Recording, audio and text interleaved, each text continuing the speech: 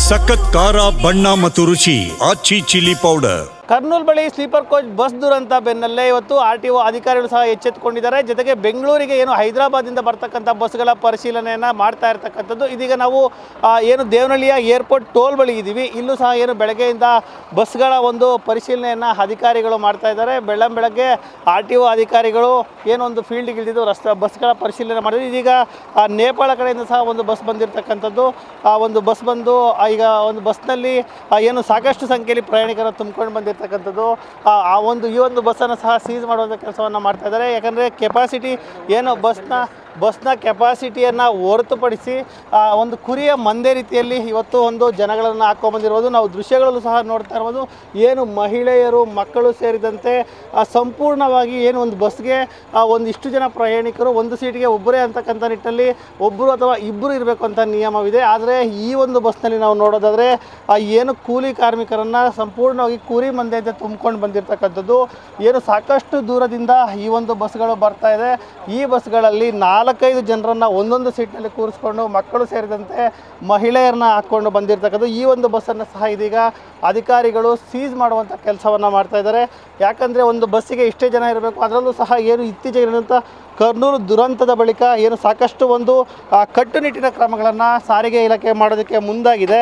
ಈ ಬೆನ್ನಲ್ಲೇ ಇವತ್ತು ನೋಡ್ರಿ ಇಂಥ ಒಂದು ಈ ರೀತಿ ಏನು ಕುರಿಯ ಮಂದೆ ರೀತಿಯಲ್ಲಿ ಬಸ್ಗಳಲ್ಲಿ ಪ್ರಯಾಣಿಕರನ್ನ ತುಂಬ್ಕೊಂಡು ಬರ್ತಾ ಇರ್ತಕ್ಕಂಥ ಕೆಲಸವನ್ನು ಸಹ ಮಾಡ್ತಾರೆ. ಇನ್ನು ಅಧಿಕಾರಿಗಳಿದ್ದಾರೆ, ಇವ್ರನ್ನೂ ಸಹ ಈಗ ಮಾತನಾಡ್ಸೋಣ. ಸರ್, ಈಗ ಬಸ್ನಲ್ಲಿ ಬರಬೇಕಾದ್ರೆ ಒಂದಷ್ಟು ನೀತಿ ನಿಯಮಗಳಿರುತ್ತೆ. ಜೊತೆಗೆ ಇಷ್ಟೇ ಜನ ಪ್ರಯಾಣಿಕರಾಗುತ್ತೆ. ಈ ಬಸ್ನಲ್ಲಿ ಸೀಟಿಂಗ್ ಕೆಪಾಸಿಟಿ ಪ್ರಕಾರನೇ ಹೋಗಬೇಕು. ಅದ್ರ ಮೇಲೆ ಬಂದರೆ ಅದು ಓವರ್ಲೋಡ್ ಆಗುತ್ತೆ. ಇದರಲ್ಲಿ ಈ ಗಾಡಿನಲ್ಲಿ ಹೆಚ್ಚು ಕಮ್ಮಿ 80ರಿಂದ 100 ಜನ ಇದ್ದಾರೆ.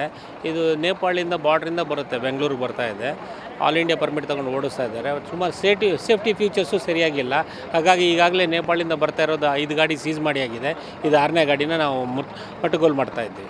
ಸರ್, ಈಗ ಇವರಿಗೆ ಹಿಂದೆ ಸಹ ಸಾಗಿತಾ ಇರೋದು. ಈಗ ಮೊನ್ನೆ ಅಷ್ಟೇ ಕರ್ನೂಲ್ ಒಂದು ದುರಂತ ನಡೆದಿತ್ತು. ಇಂದಲೂ ಎಚ್ಚೆತ್ಕೊಳ್ತಾ ಇಲ್ಲ. ಇವ್ರಿಗೆ ಯಾವ ರೀತಿ ಕ್ರಮ ತಗೊಳ್ತಾರೆ ಸರ್ ಮುಂದೆ? ಇವರು ಎಚ್ಚೆತ್ತುಕೊಳ್ಳೋದೇ ಇಲ್ಲ. ಇವ್ರಿಗೆ ಎಷ್ಟು ಸಲ ಹೇಳಿದ್ರು ಅರ್ಥ ಆಗೋದಿಲ್ಲ. ಇದೆಲ್ಲ ಇಲ್ಲಿದ್ದು UP MP ಬಸ್ ಆಪರೇಟ್ರು. ಅವ್ರಿಗೆ ಹೇಳಿದಾಗೆಲ್ಲ ಅವರು ತುಂಬ ಕೇರ್ಲೆಸ್. ಇದನ್ನು ಏನಂದರೆ ಇದನ್ನು ಗಾಡಿ ಸೀಸ್ ಮಾಡದೇ ಇದ್ದರೆ ಬೇರೆ ಪರಿಹಾರನೇ ಇಲ್ಲ ಇವ್ರಿಗೆ. ಅದೀಗ ಸರ್ ಸಾಕಷ್ಟು ಕುರಿ ಮಂದೆ ರೀತಿಯಲ್ಲಿ ತುಂಬ್ಕೊಂಡ್ಬಂದಿದ್ದಾರೆ ಒಳಗಡೆ. ನಾವು ನೋಡೋದು ಮಕ್ಕಳು ಸೇರಿದಂತೆ ಮಹಿಳೆಯರು ಎಲ್ಲರೂ ಇದ್ದಾರೆ. ಈಗ ಅವರ ಒಂದು ಏನೊಂದು ಐಡೆಂಟಿಟಿ ಸೇರಿದಂತೆ ಇದ್ರ ಬಗ್ಗೆ ಸಹ ಗಮನ ಹರಿಸಿದ ಬರೀ ಬಸ್ ಇದ್ರ ರೀತಿ ಯಾವ ರೀತಿ ಇವರು ಇವಾಗ ಎಲ್ಲರದ್ದು ನಾವು ಈಗ ಪ್ರತಿಯೊಬ್ಬರದ್ದು ಸ್ಟೇಟ್ಮೆಂಟ್ ತೊಗೊಳ್ತಾ ಇದ್ದೀವಿ. ತೊಗೊಂಡ್ಬಿಟ್ಟು ಅವ್ರನ್ನ ಬೇರೆ ಬಸ್ಗೆ ವ್ಯವಸ್ಥೆ ಮಾಡ್ತಾ ಇದ್ದೀವಿ. ಬೇರೆ ಬಸ್ಸಿಂದಲ್ಲಿ ಅವ್ರು ಬೆಂಗಳೂರಿಗೆ ಹೋಗ್ತಾ ಇದ್ದಾರೆ. ಈಗ ಈ ರೀತಿಯಾಗಿ ಪ್ರತಿಯೊಬ್ಬರದ್ದು ಸ್ಟೇಟ್ಮೆಂಟು ಕಲೆಕ್ಟ್ ಮಾಡಿನೇ ನಾವು ಬಿಡೋದು. ಈ ರೀತಿಯಾಗಿ ಸರ್ ಎಷ್ಟು ಬಸ್ಗಳು ಜನರಿಗೆ ನೇಪಾಳದ ಕಡೆಯಿಂದ ಬರ್ತಾ ಇರೋದು? ಎಷ್ಟು ಬಸ್ ಇದು 6ನೇ ಬಸ್. ಒಂದೊಂದು ಬಸ್ಸಲ್ಲಿ 80ರಿಂದ 100 ಜನ ಇದ್ದಾರೆ. ಮುಂದೆ ಈ ಬಸ್ ನಾವು ಬಿಡೋದಿಲ್ಲ. ಇದಕ್ಕೆ ಅವಕಾಶ ಕೊಡೋದಿಲ್ಲ. ಇದಿಷ್ಟು ಏನು ಅಧಿಕಾರಿಗಳು ಹೇಳ್ತಾರೆ. ಮತ್ತು ಈಗಾಗಲೇ ಏನು ನಾವು ಕಟ್ಟುನಿಟ್ಟಿನ ಕ್ರಮಗಳು ತಗೊಳ್ತಾ ಇದ್ದೀವಿ. ಈ ರೀತಿ ಏನೊಂದು ಕುರಿಯ ಮಂದೆ ರೀತಿ ಜನಗಳ ತುಂಬ್ಕೊಂಡು ಬರ್ತಾ ಇರ್ತಕ್ಕಂಥ ಬಸ್ಗಳು 6 ಬಸ್ಗಳು ಸಿಕ್ಕಿದೆ. ಅವೆಲ್ಲರ ವಿರುದ್ಧ ಸಹ ನಾವು ಕ್ರಮವನ್ನು ತಗೊಳ್ತೀವಿ ಅಂತಕ್ಕಂಥ ಮಾತನ್ನು ಸಹ ಹೇಳ್ತಾ ಇದ್ದಾರೆ. ಕ್ಯಾಮ್ರಾ ಪರ್ಸನ್ ಮಂಜುನಾಥ್ ಜೊತೆ ನವೀನ್ TV9 ದೇವನಹಳ್ಳಿ.